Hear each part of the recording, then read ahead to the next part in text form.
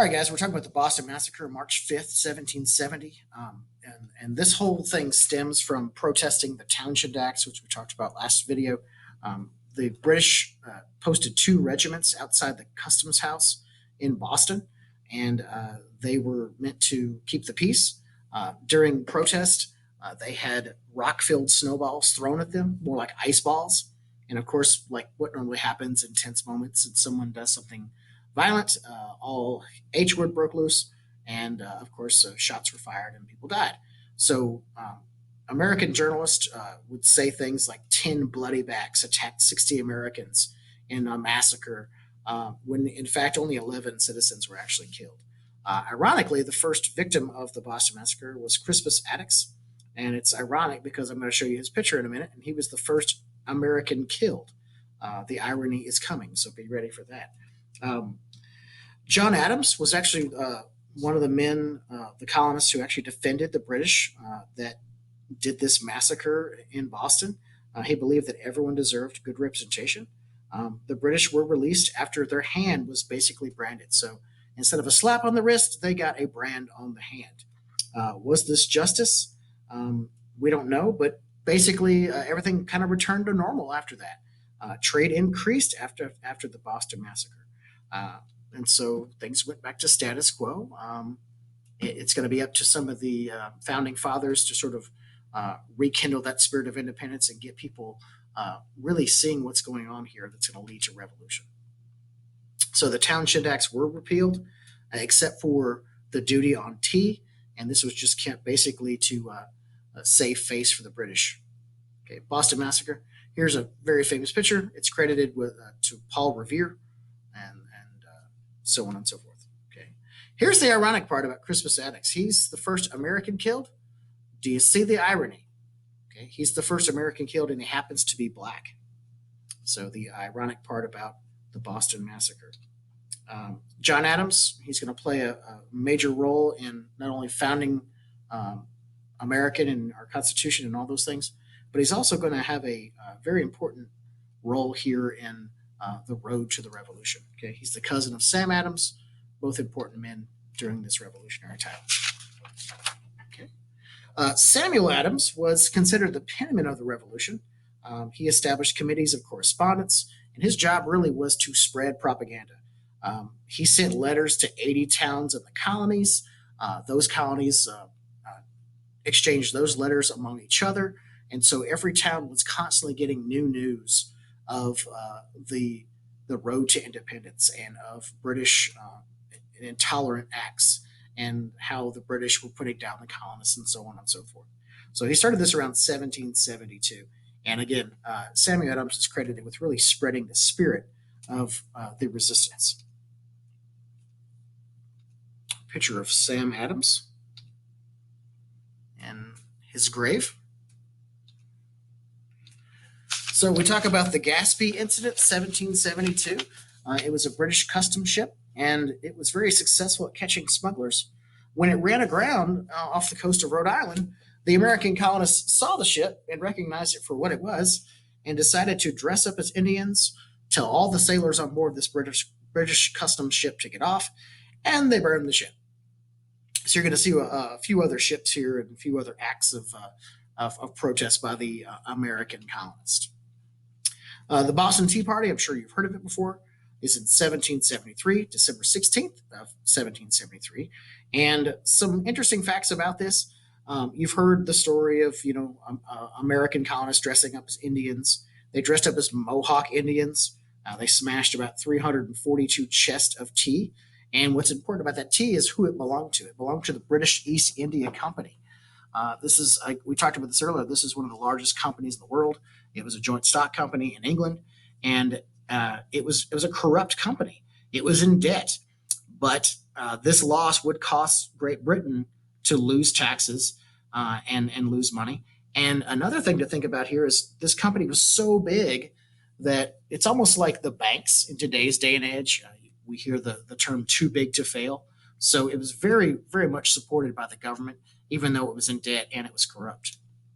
So these Mohawk Indians dress up, they smash these chests of tea, and Another event that happened around the same time was in Annapolis, Maryland. A vessel called the Peggy Stewart was burned around the same time. And during this burning of this ship, the colonists were heard saying liberty and independence or death. Okay. So again, upset with not just the British, but upset with the tea company because basically Great Britain had given the British East India Company a tea monopoly. Tea was already cheap, and basically the British government was giving them a pass on some of the other uh, uh, tariffs and duties and things like that. And so the colonists are fairly upset with the tea company anyway for having monopoly and preventing them from trading tea. So again, that's sort of the backdrop of the Boston Tea Party. A couple pictures here, throwing those 342 chests of tea overboard. Another picture. Okay, let's talk about the intolerable coercive acts. There were a few of them. Okay, the first one is called the Boston Port Act, and it basically closed down the Boston port. It was a big deal back then. The second one is called the Massachusetts Government Act. It took away the colonist charter of the king. Now, or king or parliament took over the government of Massachusetts, and it really restricted town meetings. The colony of Massachusetts was only allowed to have one town meeting a year, and that was a big, big deal. Another one of the acts was called the Administration of Justice Act. And basically, if you were a British soldier, British citizen, and you were accused of a crime, you would not be tried in the New World. You would get on a ship and go over to England to be put on trial. And this was done because a lot of British citizens felt like they weren't getting fair trials. George Washington called the Administration of Justice Act the Murder Act because he believed that the British escaped true justice. These British could go and harass the colonists and then leave, and then there was no repercussion, no justice. The other one, which we've talked about before, was the Quartering Act. It was also part of the Intolerable Acts. One lesser known of the Intolerable Acts was the Quebec Act. Okay, the Quebec Act was really to help out France. It guaranteed Catholic religion in Canada. It extended Quebec to the Ohio River, and it also kept old customs like no trial by jury or representation. And again, the reason it was an intolerable act is because it gave old boundaries of Quebec, it extended Quebec, and the French loved it. Americans hated it because it was more territory that was being closed off. So one more thing to talk about. I didn't mention this in the Boston Port Act, the first of the intolerable acts that we talked about. Basically, the port was closed down until all the tea from the Boston Tea Party was paid for. Actually, Benjamin Franklin offered, but the British said no. During the time that the Boston port was closed, colonial flags were at half mast in sort of support of them. They even sent food to Boston because many colonists were afraid that people would starve. So again, these are the intolerable acts, and there's a few of them. So what happens? Because of all this, finally, getting together, they're going to do something about it. Okay. First Continental Congress is called. Every colony is there except for Georgia. Georgia needed British soldiers. They were fighting some hostile Indians down in their area. And so Georgia's not there, but the other 12 are there. They met for 7 weeks, and they met in response to the Intolerable Acts of 1774. They did appeal to the king. They asked him to get rid of some of these acts. King, it fell on deaf ears.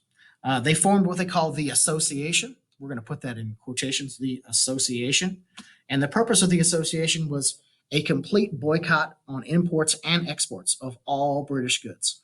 So absolutely no consumption of English goods.